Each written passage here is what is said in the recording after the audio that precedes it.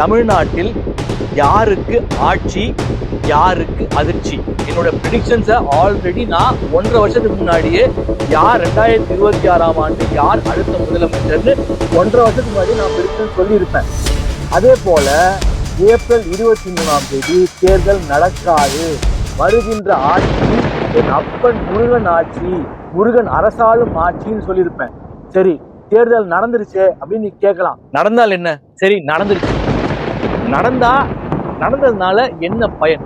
அதாவது அவர்களுடைய தூக்கத்தை, முதலமைச்சர் மு.க.ஸ்டாலின் அவர்களுடைய தூக்கத்தை விஜய் எடுத்தார் என்பதுதான் இந்த தேர்தலில் நடைபெற்ற வாக்குப்பதிவின் மூலமாக அவருடைய கட்சி சார்பினரும் தொண்டர்களும் அறிந்து கொண்டது.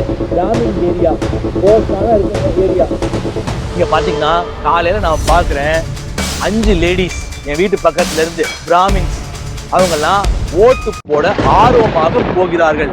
ஓட்டு அளிப்பதற்கு யாருக்கு? விஜய்க்கு.